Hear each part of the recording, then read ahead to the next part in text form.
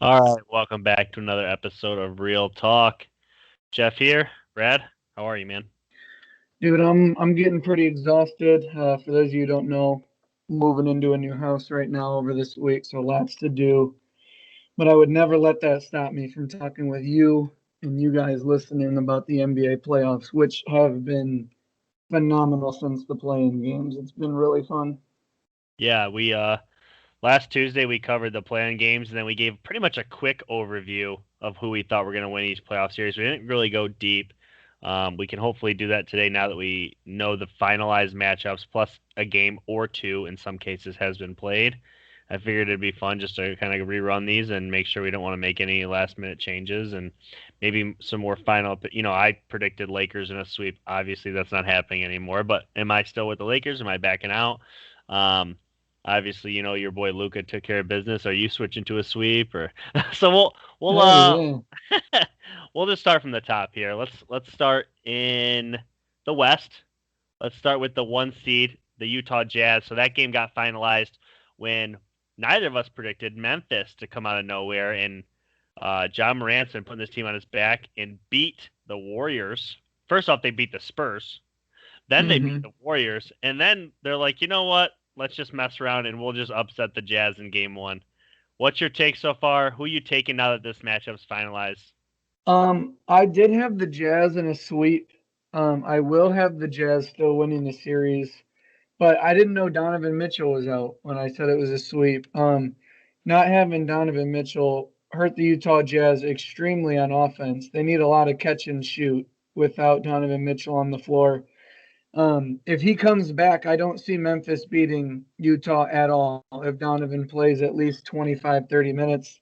But even without Donovan Mitchell, I think they'll be okay. They shot real poorly in the first half and still only lost by three.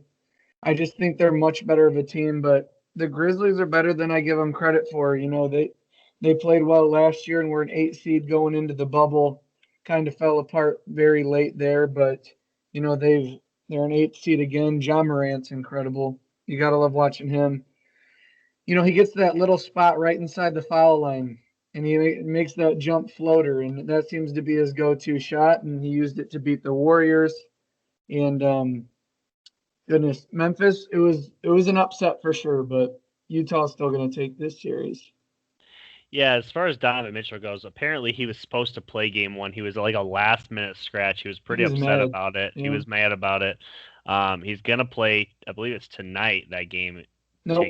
place. Maybe tomorrow. Yep, it's tomorrow. Okay, so that game is tomorrow. He says he's gonna play. Um, for me, this is still the Jazz series to take.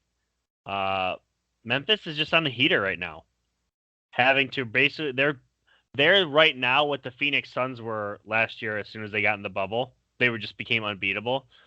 If if the Jazz drop tonight, they're in trouble. If they win tonight, I think it's over. Maybe five, maybe six games. I think Memphis has to win tonight in order to even give themselves a chance in the series. Utah's too deep. Utah doesn't just have five dudes. They got other Yeah. guys too. They got like seven or eight deep. They I mean, shot real poor in the first half. Memphis is really a two guy team. They don't have a ton. John Morant has been putting this team on his back. He's averaging over 30 in his last three. Um, I like Utah to kind of roll once they get going to tomorrow night. Let's keep it in the West. We'll just do the West first here. This game is tonight on NBA TV, I believe. So you got the Clippers dropping game one to Dallas after the Clippers basically purposely tanked in order to get Dallas. They dropped game one. Luke was incredible. No shock there. Where are you at on this one? I know you're picking Dallas, but what more do you Yeah, want? I'm still picking Dallas. I was joking in a sweep. I don't think it will be a sweep. I think it'll take six, but I don't know. I don't want to predict how many games, honestly. I like Dallas here. Luka's got 7 career playoff games, all against the Clippers, and his average is 31, 10, and 10. They don't seem to have anybody who can guard him. Kawhi Leonard doesn't seem to want to. The Clippers have been extremely late in games, or extremely poor late in games all year, and the way they fell apart last year in the postseason, up 3-1 to the Nuggets. Tim Hardaway Jr., I said a lot rides on him if he can get 20 points that they're going to win the game. They were really hot from 3-point shooting, but Dallas is going to get a lot of open looks because it seems like the only way to even slow down Luka possibly is to double him, and he's too good of a passer. And essentially, we got to kind of rewind our mindset to what we said last year. This exact same thing kind of started to happen, and then Kristaps gets tossed out of a game late for like no reason. The Clippers win that one barely. Then he goes out with the knee injury, and Luka gets banged up on his ankle, and it was still a series. So I think Dallas Yeah. just matches up with this team well, and one thing you can't deny about Luka is when he plays other best players in the league, he seems to play his best basketball. And maybe the playoffs are made for him, and it was just a bad stroke of luck last year in his first year. But I don't think Dallas is a team anybody wants to play in the postseason, and I think they'll win the series. Yeah, it's kind of interesting that Dallas isn't really a defensive juggernaut, but it seems like the Clippers were struggling to score late against, which they struggle to score late against everybody. But Dallas has been able to. I mean, they gave them trouble last year too, and I don't know. I think I don't remember who I picked. This is one of the ones I was flip floppy on. Um, but I think after seeing Dallas go in, into LA and steal the first one, I think Dallas finds a way to get it done. I don't know how. Again, no, I'm not going to predict how many games, but that's my final prediction. I think Dallas steals this series, and I say steal because like they're really not ready. They still are probably a year away. They need another guy. Porzingis isn't that guy. Tim Hardaway Jr. is a great 3, maybe a 4, but he's definitely not your next best guy.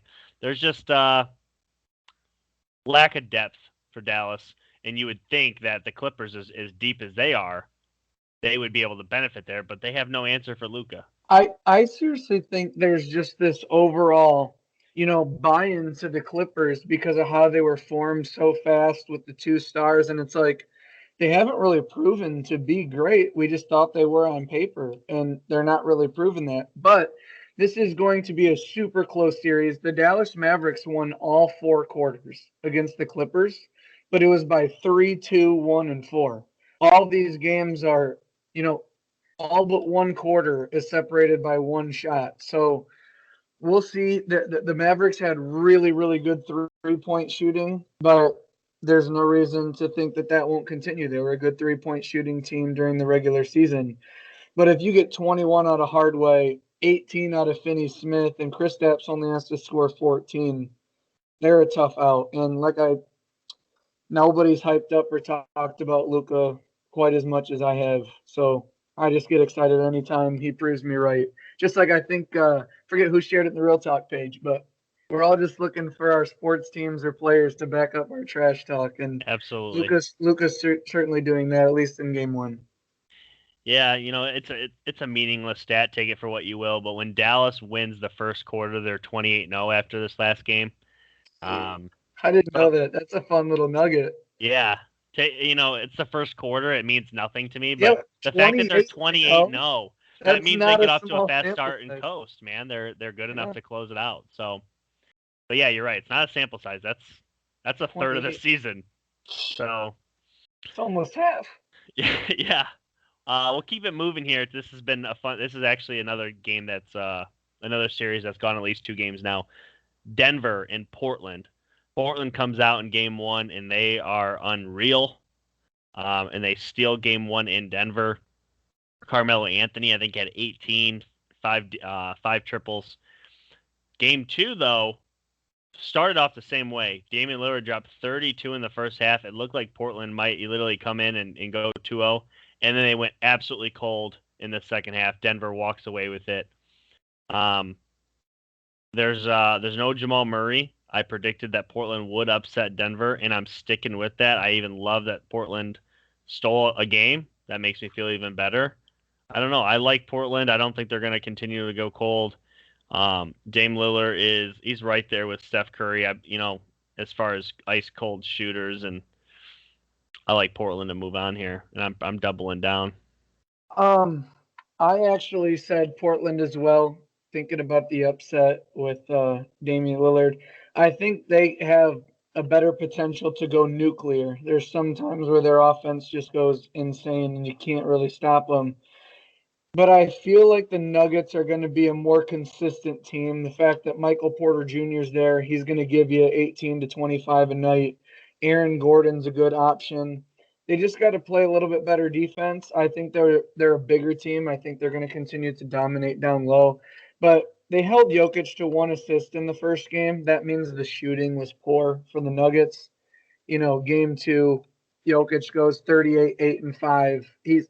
He's getting whatever he wants and Dame's getting whatever he wants. So a lot of people I see are putting this series and they're going for Portland because they like Dame time, and I'm totally for Dame Lillard. I love him, but the Nuggets have another player who they cancel each other out. So you got to look at everything after that. And although I think CJ McCollum's the third best player, I think a lot of the next 4 or 5 players favor the Nuggets. So I like Denver to win this series, but this is going to be one that I think is going to go deep. It's crazy how many 3 versus 6 and 2 versus 7 seeds are actually really good series. Even 1 versus 8 with Donnie out over there in Utah. So there's only one series, and we'll get to it probably towards the end. But there's only one series I believe is already over. But it's not Denver Portland. I think that one's going to go quite a ways, and they've been fun games to watch. Yeah, one more stat before we leave this one. So there's 2 men, 2 in NBA history that have won a series on a last-second shot. Damian Lillard and Michael Jordan. They've done it twice. Pretty incredible. Is it won a series on a last-second shot, or have done it multiple times? Multiple times. Won a series on a last-second shot twice. Yeah, multiple times. Other people have won a series on the last-second shot, but I get what you're saying. I just heard it wrong. I want to make sure I was right on that. Pretty incredible stat. We'll move on, though. This game is also tonight on TNT. This should be big. Phoenix hosting the Lakers. Phoenix comes in after a pretty nice layoff. They had some time to rest. And they caught the Lakers sleeping. I thought the Lakers played a pretty piss poor game, and Phoenix goes up 1-0. I think we both took the Lakers. Now that you've seen what you've seen, where are you going on this one? I still like the Lakers. The Suns came out. They were well rested. They were so much faster. They were first to the ball, and that's not an excuse. But we've also seen that these numbers may be off a little bit. But I heard a stat on First Things First, I believe it was, that teams that lose the first game of the series in NBA history have like a 27% win rate on the series. LeBron's is 68%. So he oftentimes loses first games. But here's the only reason I'm taking the Lakers, and I'm going to keep this short and sweet. Anthony Davis and Kyle Kuzma combined for 13 points, and you only lost by 9. I just don't think that's going to happen again. Anthony Davis played terrible. DeAndre Ayton got whatever he wanted. I do think it's possible for Booker to put up 34 again, but I think that's a huge adjustment. They're going to eliminate Devin Booker and see if Chris Paul on the sore shoulder can work. Now, they missed shots, but they were able to put Jay Crowder and Ayton in foul trouble early, with both having 3 fouls early in the second quarter. Anthony Davis, terrible game. Kuzma only getting 0 points. And Booker going off for 34, Ayton 21 and 16. Like, I don't think those are numbers that the Suns can consistently do. They had an amazing game. Both teams on their average night, the Lakers are better than the Suns, I truly think. We'll see if they make an adjustment by moving Andre Drummond maybe to being on the floor when Anthony Davis isn't, so they always have a big. But Anthony Davis, AD was playing too much like KD. He was trying to make jumpers and like being super passive. Again, nothing went the Lakers' way, and they only lost by 9. And the Suns only had 99 points. I don't think the Suns are going to be able to win, only scoring 99. And Booker had a third of their scoring. Over a third, 33 exactly would be a third. So, yeah, I just think there's going to be adjustments. I think the Lakers are going to win. And quite honestly, I don't think it's going to take them too long. I don't think this game goes past 6. I don't see a game 7 here. I think it's more likely it ends in 5 games than in 7, and I like the Lakers. You pretty much hit the nail on the head. You dropped a stat that I was actually going to drop for this series about LeBron and his game one woes, that for some weird reason he loses game ones. It's like what he does, and then he reassesses and moves on. But since you took that one, I got another one. Oh, 100%. That is the amount of first round playoff series LeBron has won. He's undefeated. He's never lost. I don't foresee this one happening either. I'll say it again. This is a mismatch for Phoenix. They don't have the size that the Lakers have. And DeAndre Ayton, though he played phenomenal, matter of fact, he put up a Bill Russell stat over the weekend where in his playoff debut, he scored 20 and 15 and shot 90% from the field. Like only Bill Russell's done that. So putting up a nice first game, but Anthony Davis kind of had his way all season with Phoenix, and I like you, as you alluded to, him and Kuzma combined for 13. That's not going to happen again. The Lakers aren't going to score only 90 points. They're coming off like a 1-day rest, and maybe it was 2 days. Regardless, I like the Lakers to rebound tonight and probably beat the brakes off the Suns. Who knows? yeah. But I do agree with you. I think it's more likely this series finishes in 5 than 7, but I could see it going 6. I could see the Suns getting one more, but Lakers ultimately I think pull this off. So that's the West. That is the West. We'll go ahead and take it up east. This game will be tomorrow. Philadelphia hosting Washington. They already put away Washington in game 1. I think you had predicted sweep no matter who got there. I'll let you see if you want to double down on that. I do want to double down on the sweep. It seems like Washington has no answer for Tobias Harris. Joel Embiid had a terrible first half. And then, there's only one guy you have to stop for Washington late in games. And there's 2, 3, even 4 guys, I think, for Philadelphia that can hit shots. Seth Curry, Danny Green, Embiid, Harris. Ben Simmons in transition, still a nightmare. But defensively, the Philadelphia 76ers are really good. And you're only scared of Bradley Beal if it comes down late in games. Because anybody who was watching that game, Washington is fluctuating, and it was good scoring back and forth. Then it hit about late third, beginning of the fourth, and they started putting the clamps on Beal. And Westbrook can't do it himself, and they started to pull away. They ended up winning the game. I think, what was it, like 7 points? It was like 125, 118 or something like that. Yep, 118, 125. So they won by 7, and anyone who watched the last 3 minutes of that game, it was relatively comfortable, the last 3 or 4 minutes for the 76ers. I just think that it's just too overwhelming as an entire team. You could argue Bradley Beal's the second best player on the floor, first or second with Embiid. But when you go to the top 6, 7 players, even 8, I think 5 of them are Philadelphia 76ers. It's Westbrook and Beal versus the world. And it was fun in the playoff game, but ultimately the 76ers are too much here. And they're still my pick to make the finals out of the East. Yeah, the thing that doesn't make sense to me is Russell Westbrook, towards late in the season when he was chasing Oscar Robinson's all-time record, or was it Magic's? Yeah, no, it was Oscar's. Oscar, yeah. Yeah, when he was chasing Oscar's all-time triple-double record, he was putting up 15 assist nights, and he was shooting the ball like he maybe had like 14 to 15 points. He wasn't focusing on scoring; he was focusing on distributing and rebounding, and their teams were scoring. They were beating the brakes off a lot of people. Played really well in the second half of the season. Yeah, and for whatever reason, over these last several games, he's trying to be a scorer again. It's not working. I like he Russ. Just chases the award. There's no secret to it. He's just chasing the individual award, and now it's the playoffs, and he wants to have the scoring and all. That's why I don't like Russell Westbrook.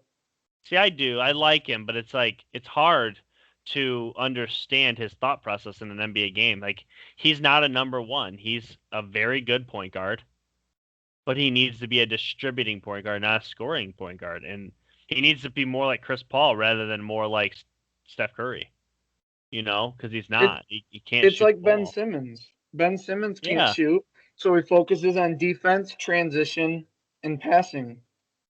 I mean, Ben Simmons probably could get triple doubles with the size and he handles the ball and everything, Yeah, but yeah, I'll be defensive player of the year. He's got his lowest career averages under Doc Rivers in rebounds and assists, but he's a top 2, 3 candidate for defensive player of the year. I said this in preseason. Tobias Harris has been having an incredible year under Doc. They're letting him kind of be the scorer with Embiid, and Ben Simmons is bought in, and that's why Philly's the #1 seed. But until Westbrook does something like that, which at this point we can all consider he never will, he's just not going to win playoff series. yeah. The I only agree. time he was I close think was with Harden and Durant. yeah, I think Philly sweeps them. I just Washington just doesn't have it, and I think Bradley Beal will finally force his way out of Washington after this season. Especially now, it's like I finally have a solid point guard, and I still can't win because he's a ball hog, you know. I But mean, he was second in scoring in the league, and they had to have a dominant second half of the season to get in a playing game yeah, where they yeah, lose one, then win the second one, only to meet Philly in the playoffs. And you know, he won't admit it, but Bradley Beal can feel it when he's getting most double teams and he's passing the ball and he's just watching shots bounce off the rim or Russell Westbrook step out of bounds late in the game. And we can argue if he did or didn't, but the fact that it's even a situation has got to be quite annoying for him. yeah. Well, let's talk about this next game. Oh, best game of the weekend, I think, Not from a only the neutral best, perspective. not only just the best, which it was 100% the best game of the weekend. It's the best basketball game I've watched in a long time as far as atmosphere and competitiveness, and it literally like I didn't watch a lot of NBA this year. Um, just been busy with life and still pandemic and yada yada. And this game felt like it reignited my love for the NBA because it was a stereotypical, very good playoff basketball game.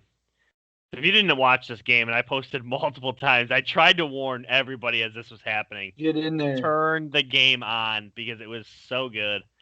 The Knicks were riding high. Madison Square Garden was electric, and I posted that multiple times. I've never seen a crowd so ruckus for a basketball game. It's just like it seemed college almost, like Duke or the Knicks aren't used to having winning seasons like this, at least not in a long time. They came out and they were hot, ready to go, 15,000 people.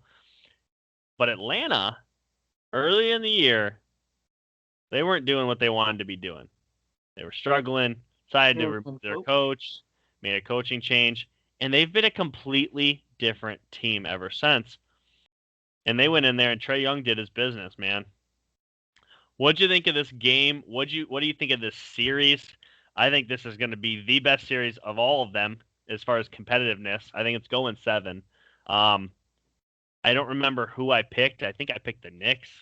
I don't want to back off that, but it would not shock me for Atlanta to win. Where are you going on this? It's really hard because there's so many different things that this game had to try and like decipher. Like Atlanta won the first and fourth quarters, Knicks won the second and third. There's only one quarter where both teams scored over 30, but you'd like to think that the Knicks are a good defensive team. Why are they allowing over 30 points in the fourth quarter? Julius Randle didn't really play well, only 15 points, but Alec Burke out of nowhere drops 27. Like, what? Ultimately, I think this whole fun stuff between Trae Young and the Knicks fans and stuff, that's a really good storyline, but I still like the Knicks to win this series. Um, I don't know if they have an answer for Trae Young, but it's just weird because at the end of the day, you kind of have to feel like it doesn't even matter who wins this series.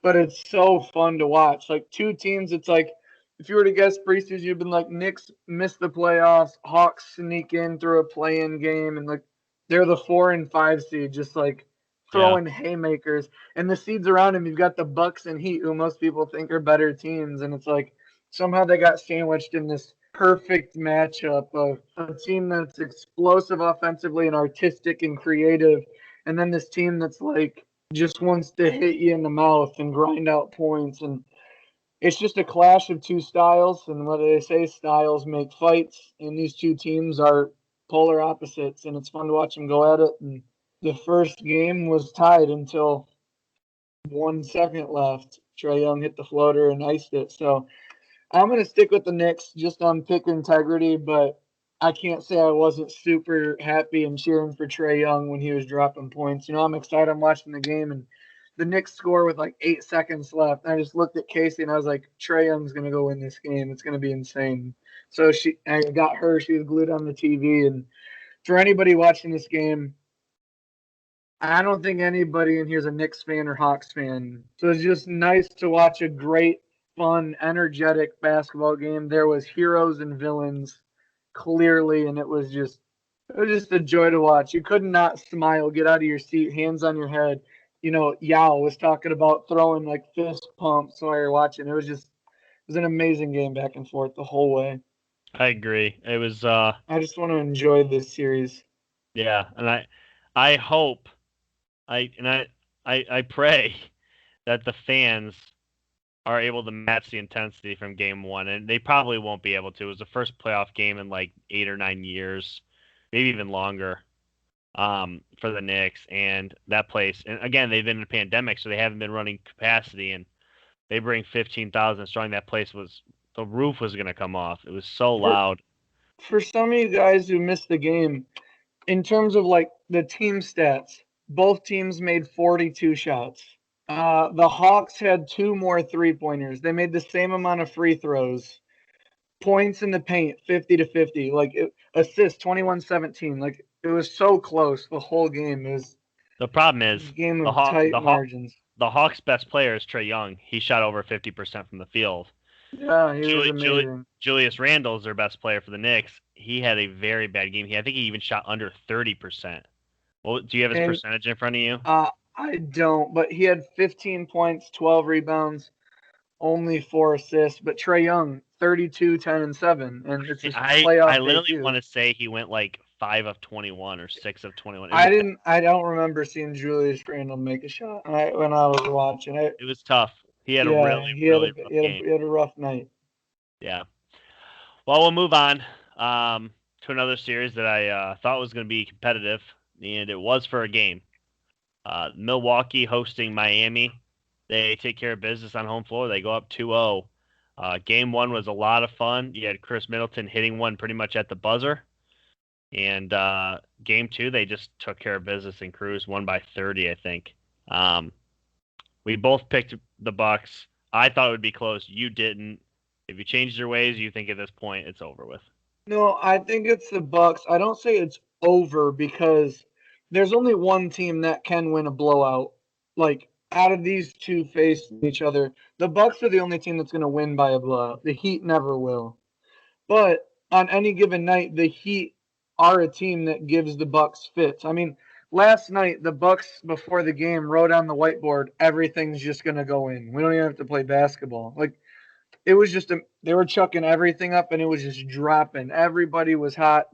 So that can happen, but I still think the Heat have the capability to win one or two games. I do think the Bucks win. We haven't touched on it yet. We'll get there soon, but the Nets Celtics, that's the only series I believe is over. Like them and like there's the Celtics just can't win. But I do think the Bucks take this series. I'm gonna say 5. I'm gonna give the Heat. They're gonna split at home here in the next 2 games. I think they'll get one. But Tyler Harrow's not the same. Colin Cowherd was saying something today. I thought that was funny. Jimmy Butler's good, but he's not KD. And Bam Adebayo is good, but he's not AD. Like they're good players and they're scrappers and they're good defensively. But this team does not have enough juice offensively. I think they were hoping for more out of Tyler Hero. He seems to be becoming more of a celebrity than a good basketball player. He had a tremendous outing in the bubble. But yeah, the Bucks proved that they're the better team. It's just will they take care of business in the playoffs? I think the addition of Drew Holiday and PJ Tucker are showing great reward.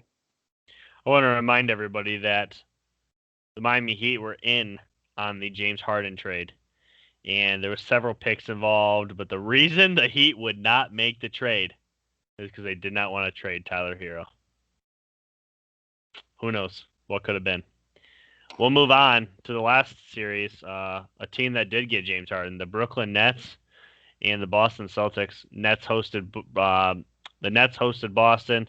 and they beat them in the first game. They play again tonight on TNT. That one should be before the Laker game tonight. So we get LeBron, we get AD, we get Chris Paul, we get Kyrie, we get James Harden, Kevin Durant, Jason Tatum, all tonight on TNT. You said this one was over a second ago. What do you think? Marcus Smart gave you 17. That's about the most he can do. Kemba Walker 15. With the way his knee is, that's about the best he can do.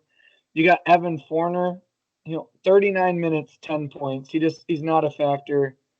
The Nets big three scored 82 points, and they were awful shooting in the first half. It wasn't even like they were having an okay day.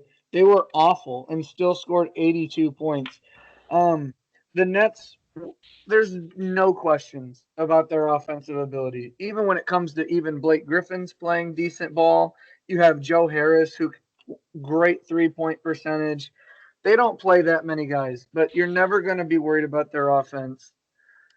And the Celtics, especially without Jaylen Brown, are not going to test their lack of defensive abilities, because what's the one thing we said about the Celtics going into the season? We said they're small. They have Tristan Thompson, but they need another big. I said they should get Andre Drummond. I was saying he would be perfect for the Celtics, but they're too small. They lose Jaylen Brown, and what's the Nets' weakness? They're bigs. And honestly, I'd give the edge to the Nets on bigs in this series, even if it's Jeff Green and Blake Griffin. So it's Jason Tatum against the world, but it's strength on strength.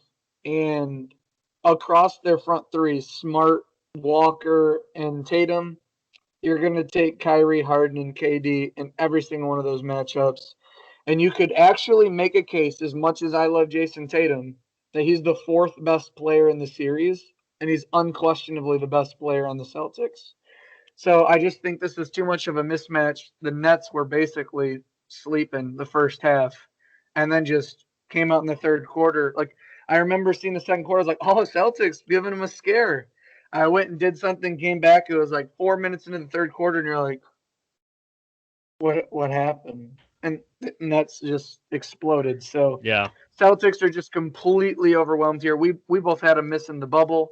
I think worst case scenario was them winning the first game, and they're going home in about 6 days.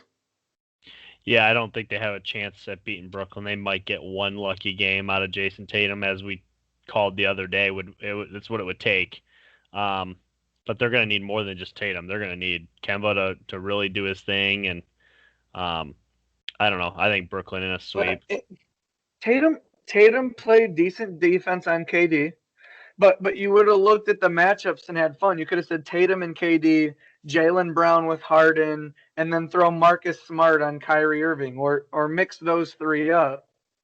But without Jaylen Brown, it's like, oh, Smart can still be a little annoying defensively, but they're losing that offensive output. And against a team versus the Nets, you have to be able to score or play tremendous defense. And the Celtics can't do either.